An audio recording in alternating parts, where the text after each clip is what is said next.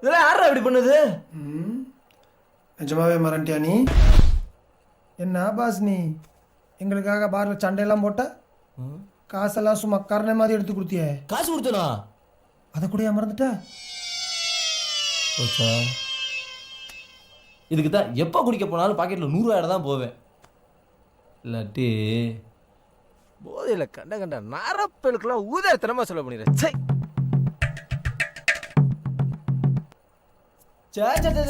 உங்களை சொல்லுவேனா? நாம தான் இப்போ ஃப்ரெண்ட்ஸ் ஆயிட்டமே. பொதுவாகவே எல்லாரும் ஒருத்தரை பற்றி ஒருத்தர் தெரிஞ்சுக்கிட்டு ஃப்ரெண்ட்ஸ் ஆகிட்டு அப்புறம் போய் போதையை போடுவாங்க.